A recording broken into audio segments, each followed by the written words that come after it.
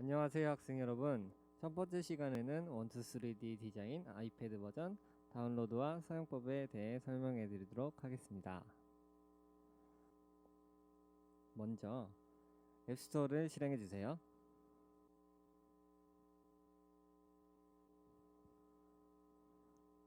앱스토어에서 1, 2, 3D 디자인을 검색 후 다운로드 받아주시면 돼요.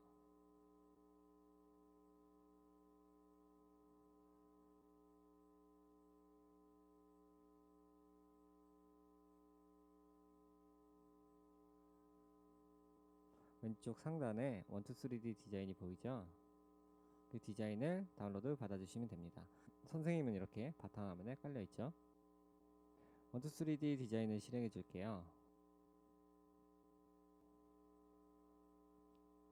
지금 기존에 작업하던 게 있어서 새로운 화면에 띄워주도록 하겠습니다. 메뉴에서 새로 만들기를 눌러서 창을 깨끗하게 바꿔줄게요. 손가락 하나로 화면을 돌리면 이렇게 화면이 회전이 됩니다.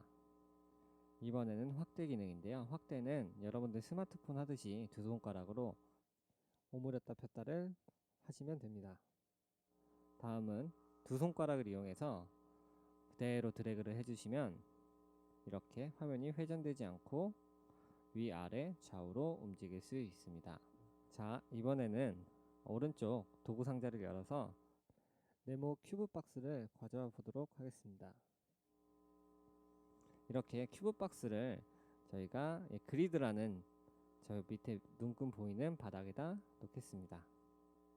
지금 오른쪽 맨 위에 큐브 모양의 아이콘을 눌렀어요. 이 아이콘은 여러분들이 가지고 온 큐브 네모 상자 보이죠? 그런 물체를 화면 가까이 줌해서 맞춰주는 기능입니다. 자, 다음은 그 밑에 뷰 큐브라는 기능인데요. 어떠한 물체를 여러 방면에서 정확히 보여주는 기능입니다. 예를 들어서 우측에서 보면 우측면도, 위에서 보면 평면도, 이렇게 한 물체들을 정확한 방면에서 보여주도록 하는 기능입니다. 자, 다음은 메뉴 소개를 해드릴게요. 메뉴는 왼쪽 상단에 위치하고 있고요. 첫 번째는 뉴 기능입니다. 뉴는 아까 처음에 사용했듯이 여러분들이 기존에 작업했던 것들을 새로 만들어주는, 처음으로 돌아가주는 그러한 기능입니다. 이렇게 첫 번째 보시면 Save Project in the Cloud, Save Project on my device, Don't Save가 있는데 맨 위에 있는 Save는 인터넷상으로 저장하는 것이고 두 번째는 아이패드로 저장, 마지막은 저장하지 않고 새로 만드는 기능이에요. 선생님은 저장하지 않고 바로 새로 만들도록 하겠습니다.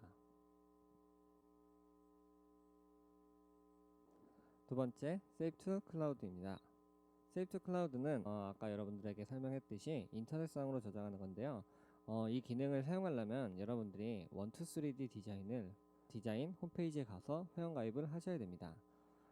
여러분들이 이 수업을 듣는 동안 굉장히 저장하는 일도 많고 여러분들이 해왔던 것들을 기록해야 되기 때문에 여러분이 시간 나실 때 꼭 이 동영상을 보시고 회원가입을 해주시면 좋을 거예요.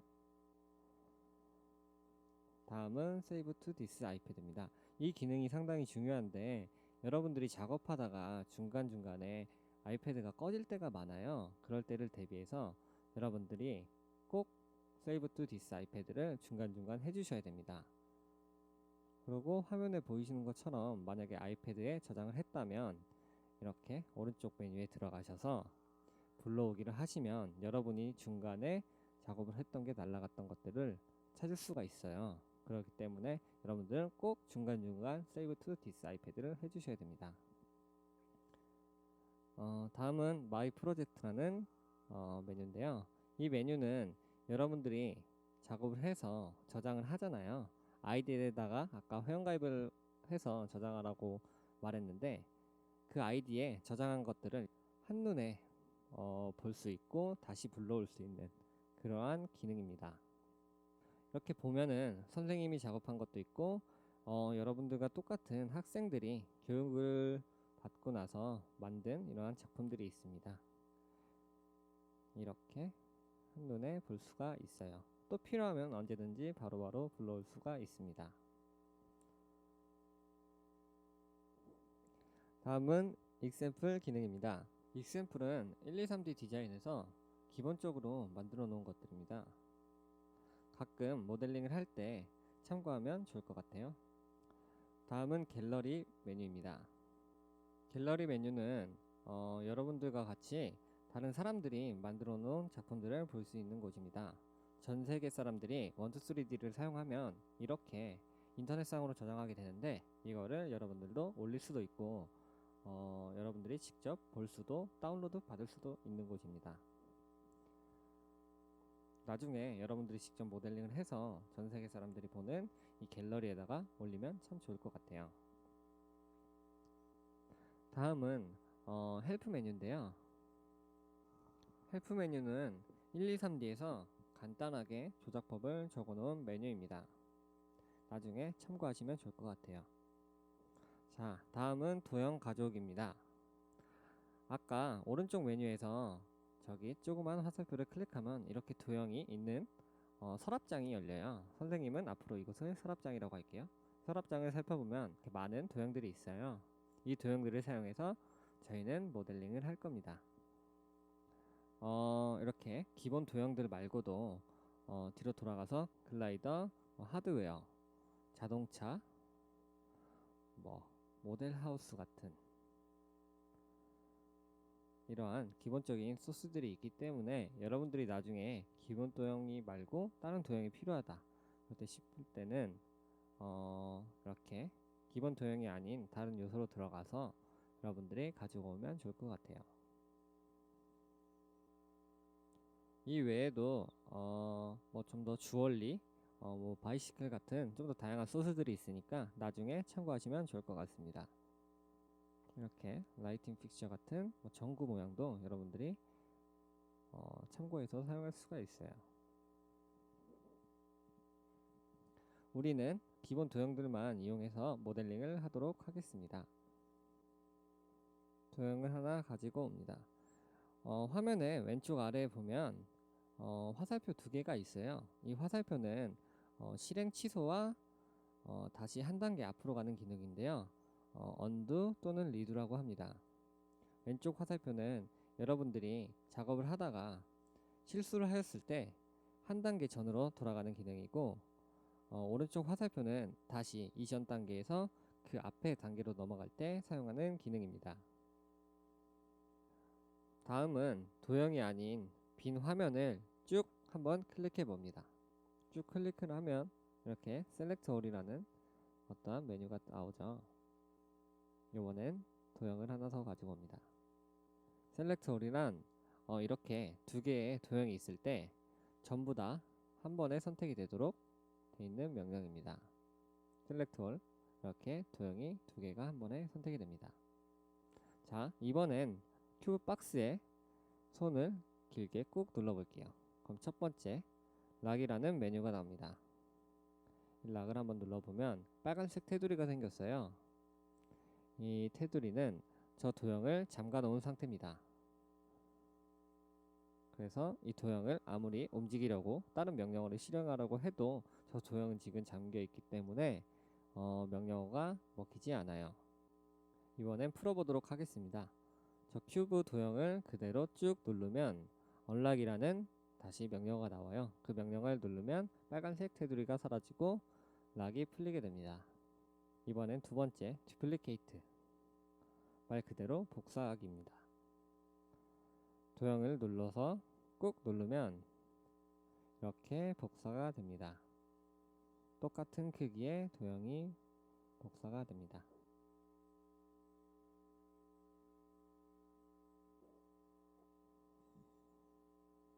마지막으로 딜리트입니다. 꾹 눌러서 딜리트 눌러서 삭제를 해줍니다. 자, 이제 본격적으로 여러분들이 모델링을 할 때 가장 중요한 기능들을 설명해 드리도록 하겠습니다. 첫 번째로 이동 툴입니다. 이동 툴을 누르고 오브젝트를 선택합니다. 그러면 이렇게 3개의 검은색 화살표가 나와요. 이 화살표는 당겨 보시면 한쪽은 앞뒤로만 움직이고요. 그 옆쪽은 좌우로만 움직입니다. 그리고 3번째, 위에 화살표를 누르면 위아래로만 움직일 수가 있어요. 이 화살표를 잘 생각하시고 도형을 움직여 주셔야 됩니다. 저기 가운데에 보이는 흰색 화살표는 이렇게 눌러보시면 자유롭게 움직일 수가 있어요. 그런데 저희는 이 화살표는 사용하지 않을 거예요. 이 흰색 화살표를 누르게 되면 이렇게 너무나도 자유롭게 움직이기 때문에 여러분들이 도형을 움직이는데 굉장히 나중에 어려울 거예요. 그렇기 때문에 저희는 가운데 화살표는 사용하지 않을 거예요. 두 번째는 회전 메뉴입니다. 로테이트라고 해서 이것도 마찬가지로 3개의 화살표가 나옵니다. 이 3개의 화살표도 마찬가지로 앞뒤로 회전을 할 수 있고 좌우로 이렇게 회전할 수 있어요.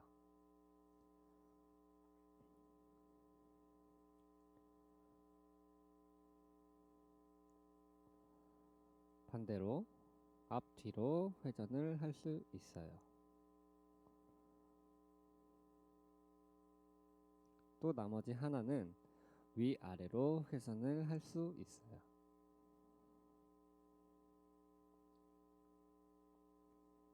이렇게 도형을 자유롭게 움직일 수 있습니다. 회전을 할 때 각도를 정확하게 입력해 주고 싶다면 이 노란색 화살표를 그냥 클릭만 해주면 이렇게 계산기가 나옵니다. 계산기가 나온 상태에서 원하는 숫자 45도를 입력하여서 정확하게 회전을 시켜줄 수 있습니다.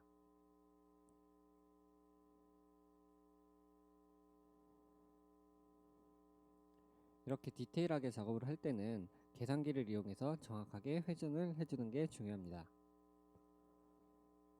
세 번째 기능은 스케일 기능입니다. 스케일 기능은 크기를 조정할 수가 있어요.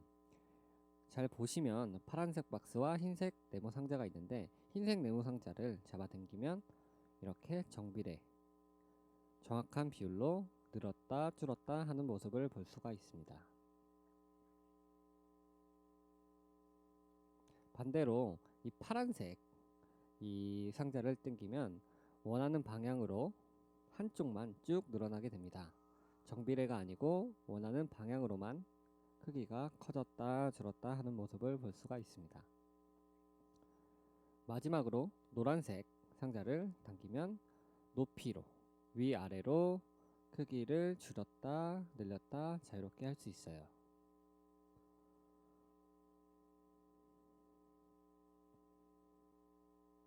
다음은 네 번째 메뉴를 클릭해 볼게요. 네 번째 메뉴를 누르면 3개의 메뉴가 또 나옵니다. 그 중에서 맨 위에 기능입니다. 자석 모양인데 이 자석 모양은 스냅이라는 기능입니다. 도형을 하나 가지고 옵니다. 이 도형을 자석 모양을 누르고 스냅 기능을 켜둔 상태에서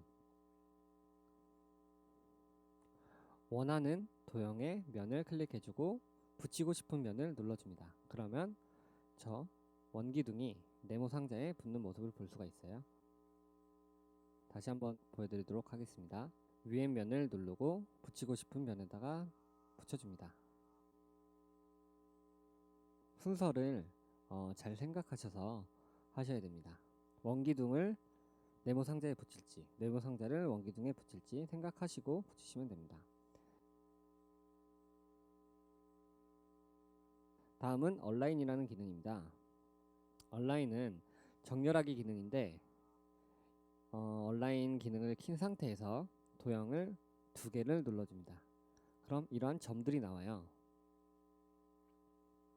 이러한 점들을 기준으로 정렬을 시켜주는 겁니다.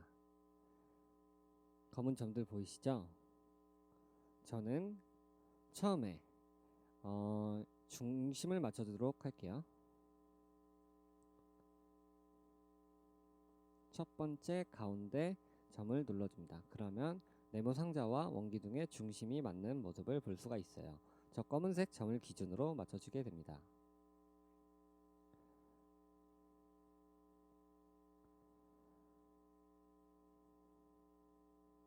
이번엔 높이를 맞춰보겠습니다.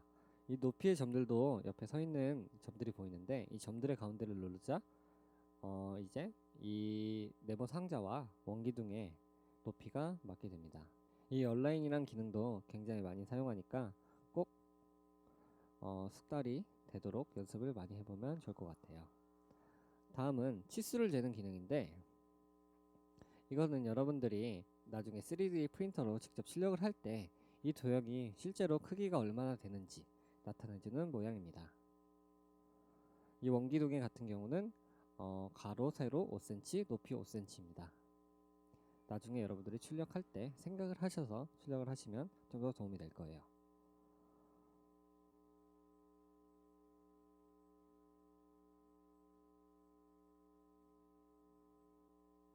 다음은 컴바인 기능입니다. 컴바인 기능은 두 도형을 합쳐주는 기능입니다. 컴바인을 눌러준 상태에서 네모 박스와 원기둥을 두 개를 눌러줍니다. 그러면은 위에 보이는 것처럼 컴바인 됐다고 안내문이 나오는데 지금 눈으로 볼 때는 얘네 둘이 합쳐졌는지 확인할 수가 없어요. 그래서 우리가 처음에 배웠던 이동 툴을 눌러서 도형을 이동시켜 보겠습니다. 그러자 얘네들이 같이 세트가 돼서 움직이죠. 이런 경우 컴바인이 됐다는 얘기입니다. 두 개가 합쳐졌다는 이야기예요.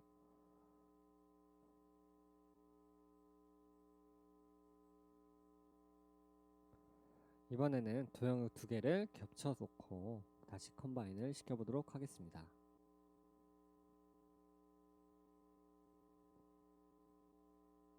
첫 번째 도형을 클릭하고 두 번째 합쳐줄 도형을 눌러줍니다. 그리고 다시 이동 툴을 하자 네모 상자와 원기둥이 하나가 됐죠. 이렇게 컴바인을 하는 겁니다. 다음은 서브 트랙입니다. 똑같이 겹쳐준 상태에서 서브 트랙이라는 메뉴는 빼주는 겁니다. 아까는 합쳤고 지금은 빼줄 겁니다. 네모난 상자에서 원기둥을 누르자 원기둥이 네모 상자에서 빠집니다. 반대로 이번엔 원기둥에서 네모 상자를 뺀 모습입니다.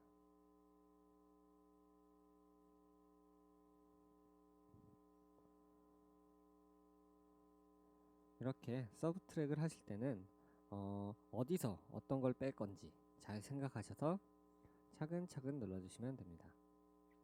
다음은 필렛 기능입니다. 필렛 기능은 이렇게 날카로운 모서리를 조금 더 부드럽게 깎아주는 역할을 합니다.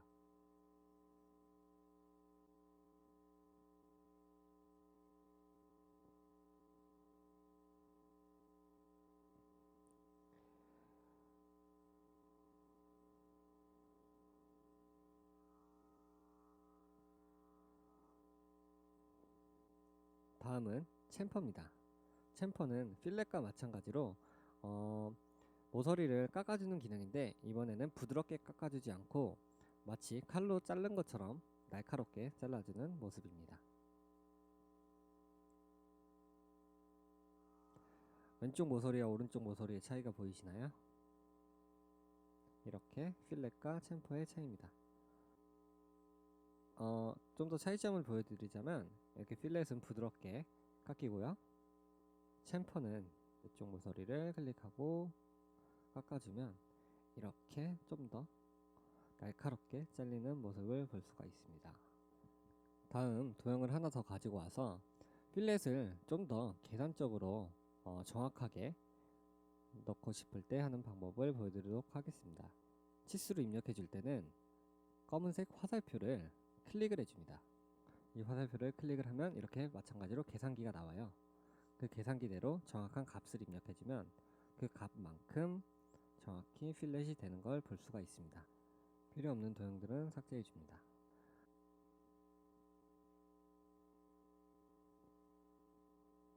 다음 기능은 프레스 풀이라는 기능입니다. 쉽게 말해서 한쪽 면을 잡아당긴다고 생각하시면 됩니다. 검은색 화살표를 잡아당기자 한쪽 방향으로 늘어나는 모습을 볼 수 있습니다. 이 앞쪽 이 면은 왜 점점 줄어들게 되냐면 챔퍼를 아까 줬기 때문에 그 챔퍼 방향대로 진행 방향대로 그대로 면이 생성되는 모습을 볼 수가 있습니다.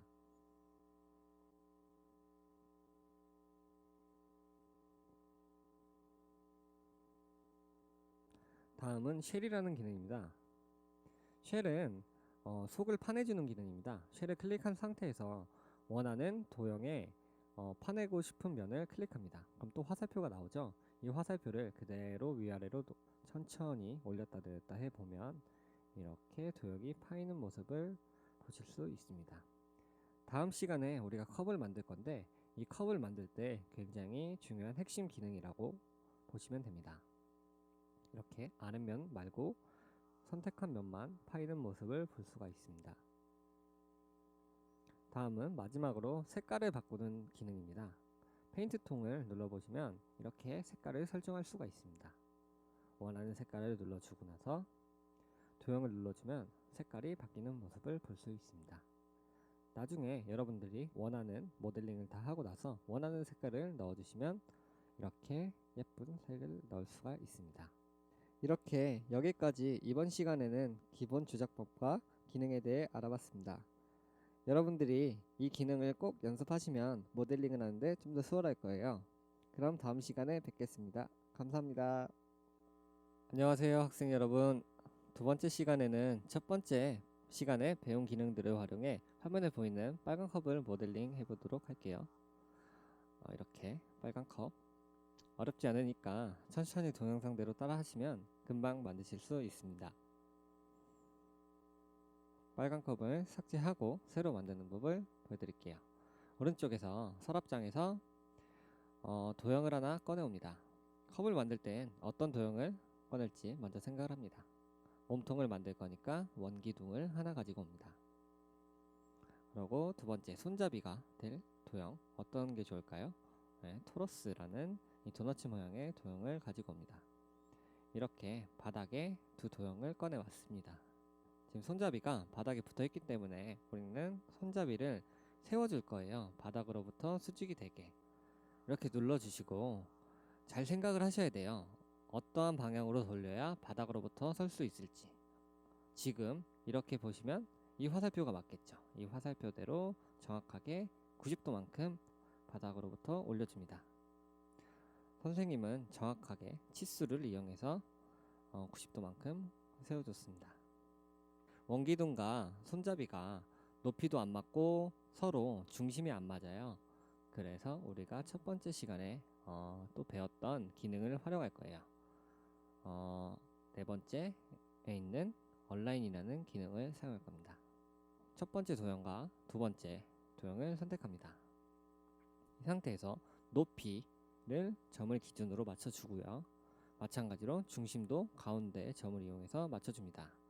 그러면 원기둥과 손잡이가 높이와 중심이 딱 일치하게 됩니다. 한번 우리가 뷰큐브로 확인을 해볼게요. 확인을 해보자. 위에서 봐도 옆에서 봐도 중심이 전부 다 맞았죠. 높이도 맞았고요. 이렇게 되면 잘 된 겁니다. 이 상태에서 이동 툴을 이용해서 손잡이를 원기둥과 겹쳐줍니다.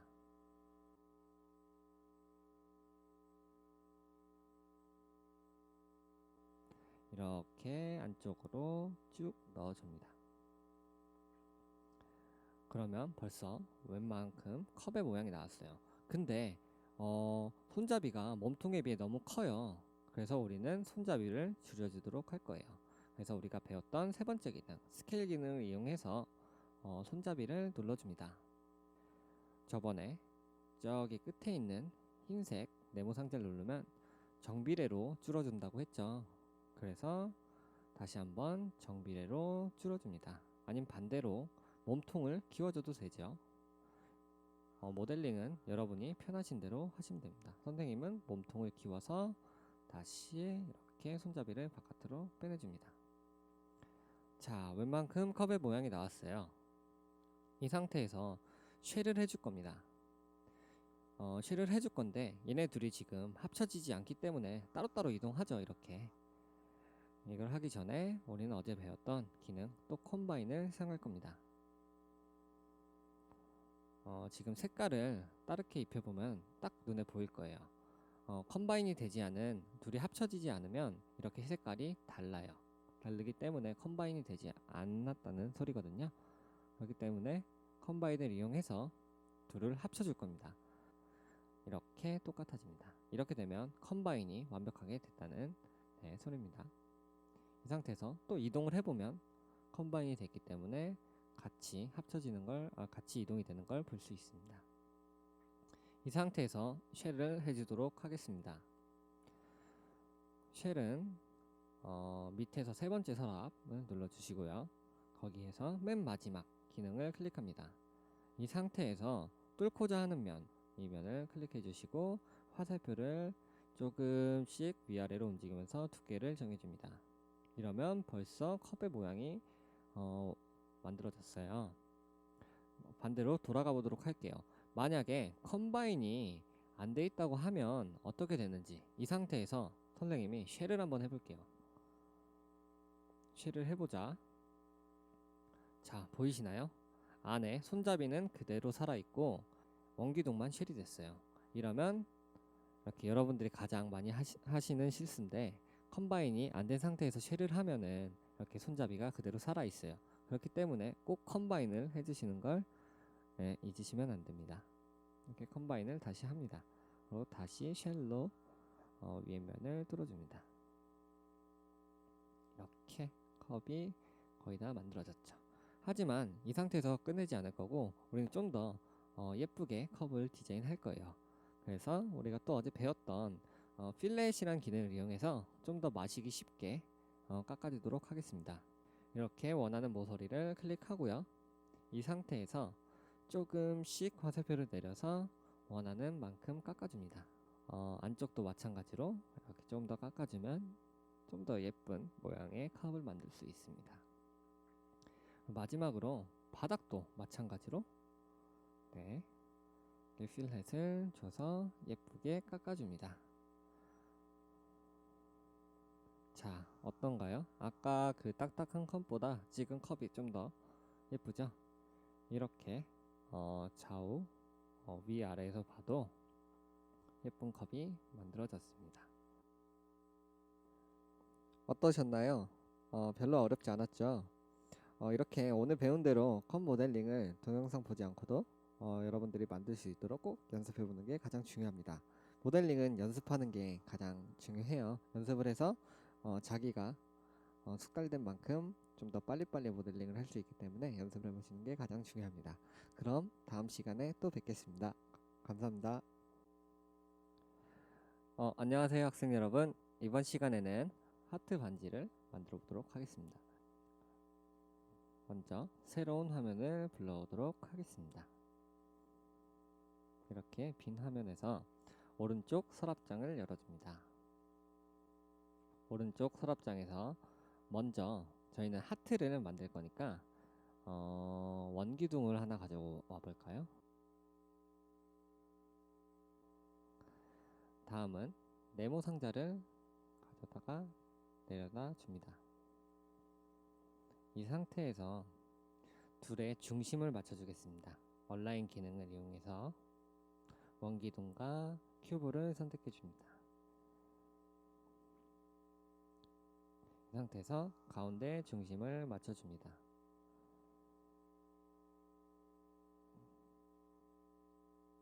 가운데 중심이 딱 맞았네요. 이 상태에서 네모 상자를 클릭하여 적당히 옮겨줍니다. 그래서 이렇게 모양을 만들어줍니다. 원기둥과 네모 상자가 이렇게 겹쳐져 있어요. 이 상태에서 둘을 컴바인 시켜주도록 하겠습니다. 컴바인, 원기둥과 네모 상자를 합쳐줍니다. 그러면 벌써 하트 반쪽이 완성이 됐죠. 마찬가지로 원기둥을 하나 더 가지고 와서 반대쪽 하트 모양도 만들어줍니다. 로보트를 이용하여 중심을 눈대중으로 어느 정도 맞춰줍니다. 이렇게.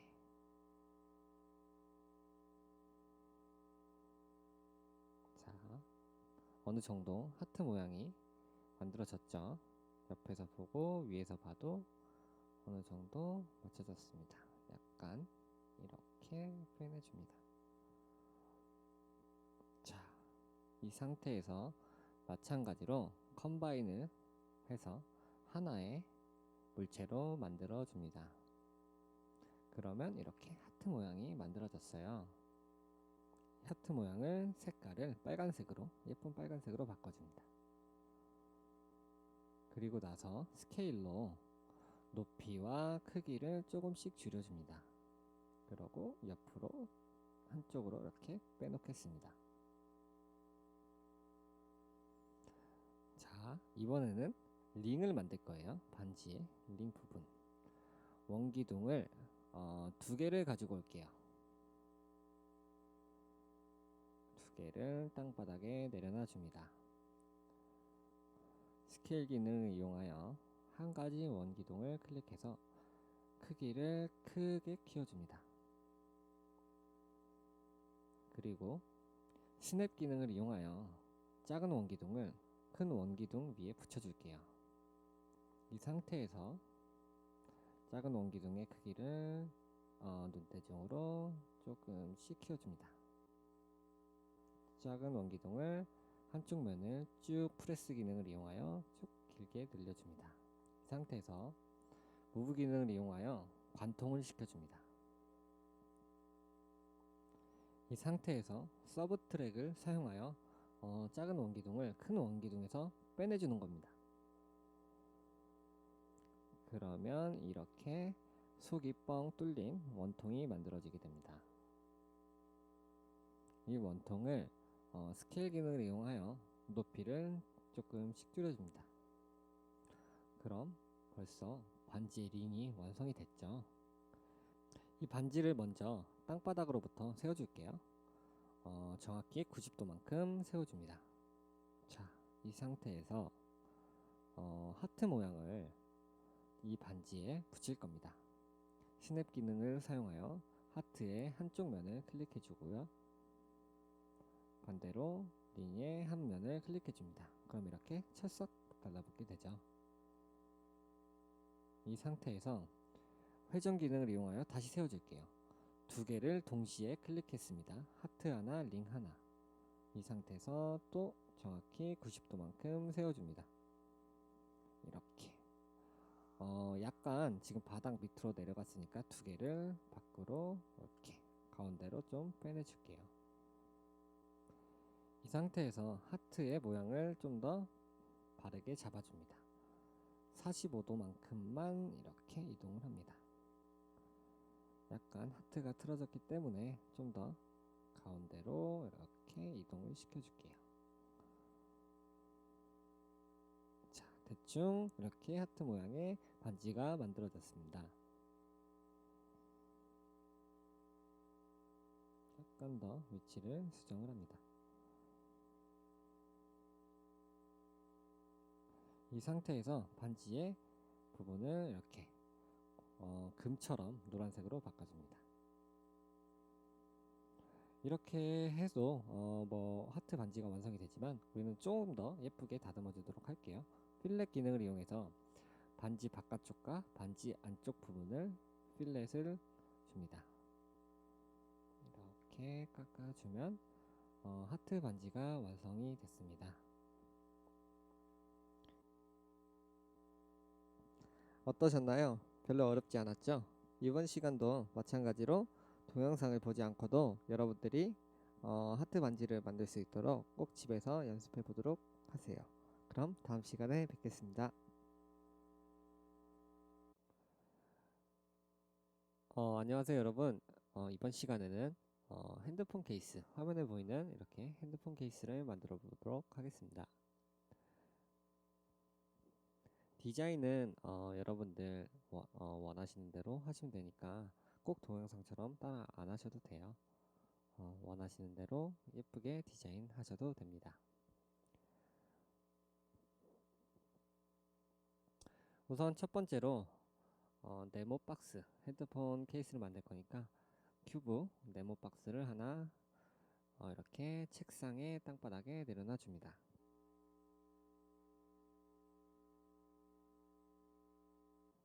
이 상태에서 우리가 한번 치수를 확인해 볼게요. 지금 5cm, 5cm, 5cm죠. 핸드폰 케이스는 여러분이 직접 만들어서 핸드폰에도 착용할 수 있기 때문에 이렇게 실질적으로 핸드폰 치수를 생각하셔서 만들면은 여러분만의 케이스를 3D 프린터로 만들어 볼 수 있습니다. 선생님은 그냥 임의로 모델링만 한번 해보겠습니다. 자, 먼저 한 면을 이렇게 핸드폰 모양대로 쭉 늘려줍니다.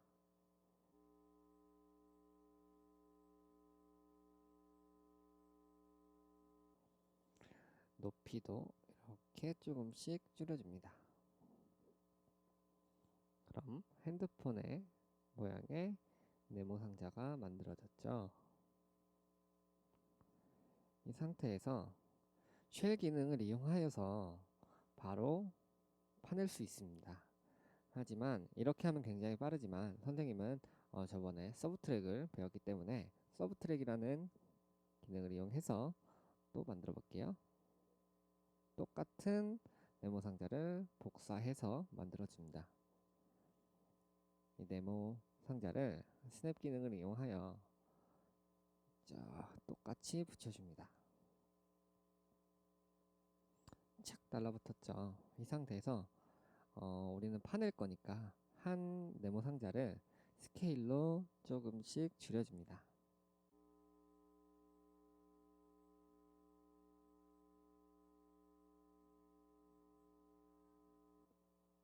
이 상태에서 우리는 파낼 거니까 프레스 풀 기능을 이용하여서 한쪽 면을 쭉 길게 빼줍니다. 이렇게 정면에서 보면 딱 붙어 있죠. 이 상태에서 무브 툴을 이용하여 위의 도형을 조금씩 내려줍니다. 내려준 상태에서 서브트랙을 이용하여서 큰 도형에서 뺄 도형을 선택해 줍니다. 그러면 이렇게 빈 네모 상자가 만들어졌습니다. 이 상태에서 필렛 기능을 이용하여 모서리 부분을 깎아줍니다. 필렛을 사용할 때는 항상 확대해서 정확히 모서리를 클릭해 주셔야 됩니다. 왼쪽 모서리, 오른쪽 모서리, 여기를 이렇게 0.3mm만큼 줄여줍니다. 마찬가지로 바닥 면도 됐는데 안쪽에도 모서리가 있으니까 안쪽도 마찬가지로 줄여줄게요. 이렇게 깎아줍니다.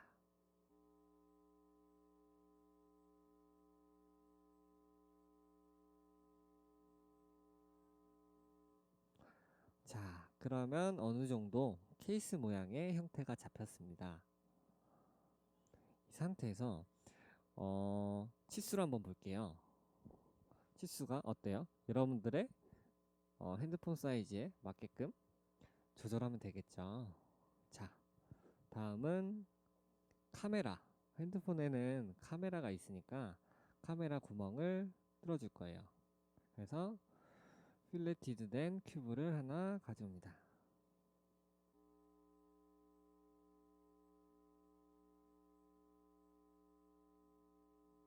조금씩 줄여주고요. 카메라 크기만큼 줄여줍니다. 그리고 나서 얼라인 기능을 이용하여서 정확히 중심을 맞춰줄게요. 저기 아래에 보이는 가운데 점으로 중심을 맞춰줍니다. 자, 지금 이 상태에서 무브 툴을 이용하여 쭉 겹쳐줍니다. 왜냐? 우리는 서브 트랙으로 빼주기 때문에 이렇게 겹쳐졌습니다. 이 상태에서 서브 트랙으로 큰 도형에서 작은 큐브 박스를 빼줍니다. 그러면 이렇게 카메라가 보일 수 있도록 뒤에가 뚫렸습니다. 다음은 이어폰이 들어갈 수 있는 구멍을 만들 거예요. 자, 필렛이 된 실린더를 하나 가져옵니다. 바닥에 내려놔도 되지만 우리는 바로 저기 케이스 윗면에 붙여줄 거예요. 그래서 윗면에 클릭하면 이렇게 실린더가 붙을 겁니다. 그 다음에 스케일 기능을 이용하여서 이어폰 크기만큼의 사이즈로 맞춰줍니다. 옳고, 잘못 눌렀네요. 확대해주고요. 상태에서 마찬가지로 관통을 해줄 거니까 이렇게 겹쳐줍니다.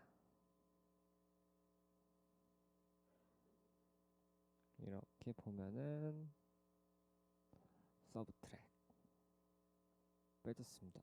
그런데 안쪽이 파여버렸죠. 이럴 때는 뒤로 가기를 눌러서 실행을 취소해 줍니다. 이 원의 위치를 조금 더 올려줘 볼게요. 아래가 파여지지 않도록 이렇게 다시 맞춰줍니다. 이번에는 제대로 파여지겠네요. 이 상태에서 서브트랙을 합니다. 케이스에서 저 조그만 실린더를 뺍니다. 자, 그러면 이렇게 이어폰 구멍이 만들어졌죠.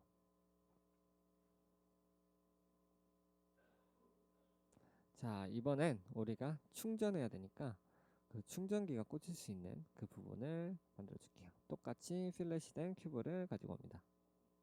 사이즈를 충전기가 들어갈 수 있을 정도만큼 프레스 풀 기능을 이용해서 줄여줍니다. 높이도 줄여주고요. 반대쪽에 폭도 조금 줄여줄게요. 정확한 면을 찍어 주셔야 됩니다. 네, 여기를 찍고 이렇게 줄여줍니다. 반대로 이렇게 좀 밀어넣어 주고요.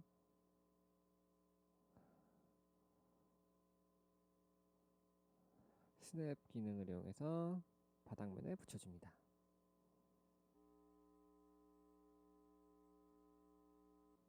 스케일 기능을 이용하여 사이즈를 다시 맞춰줍니다.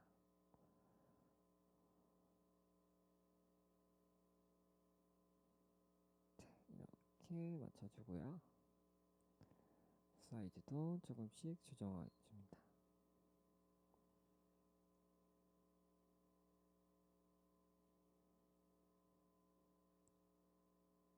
얼라인 기능을 이용하여 또 중심을 맞춰줄게요. 이렇게 가운데 점에다가 높이도 맞춰줍니다. 그러면 정 가운데 위치하게 됩니다. 이 상태에서 무브 툴로 겹쳐줄게요. 이렇게 겹쳐줍니다. 겹쳐준 상태에서 우리 서브트랙으로 또 다시 케이스에서 저 구멍을 빼줍니다. 그럼 이렇게 충전기가 들어갈 수 있는 구멍이 파이게 됩니다. 이번에는 볼륨을 조절할 수 있는 버튼을 하나 만들어 볼까요? 이렇게 돔 모양을 하나 가지고 와서 옆면에 붙여줍니다. 붙여주고 사이즈도 조금씩 줄여줍니다. 자, 이렇게 붙었죠. 붙은 상태에서 얼라인 기능을 이용해서 또다시 정가운데를 맞춰줍니다. 네, 이렇게 맞춰줍니다. 이 상태에서 스케일도 조금씩 줄여서 크기를 맞춰줍니다. 그리고 버튼키는 두 개죠. 그래서 우리는 얘를 듀플리케이트를 이용해서 복사를 합니다. 안쪽에 하나 생겼기 때문에 바깥쪽으로 이렇게 빼내줍니다. 그러면 버튼이 이렇게 두 개가 된 케이스가 만들어졌어요.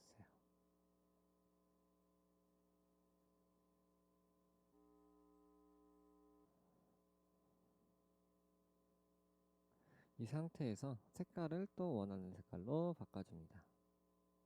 이렇게 노란색. 근데 왜 버튼은 색깔이 바뀌지 않나요? 그 이유는 컴바인이 되어 있지 않기 때문에 얘네 색깔이 그대로 있는 거예요. 그렇기 때문에 다시 컴바인을 해주겠습니다. 컴바인, 다시 컴바인 하자. 이렇게 색깔이 똑같아졌죠. 이렇게 핸드폰 케이스가 완성이 됩니다. 이번 시간에는 핸드폰 케이스를 만들어 봤어요. 저번 시간에 만든 반지보다는 조금 디테일한 작업이 필요하지만 그래도 이렇게 좀 더 재밌는 모델링을 해봤습니다. 나중에는 여러분들이 직접 케이스 치수까지 재서 직접 만들어 봐서 여러분들이 3D 프린터에 출력을 해서 직접 껴볼 수 있는 그런 모델링을 해봤으면 좋겠습니다. 다음 시간에 또 뵙겠습니다. 감사합니다.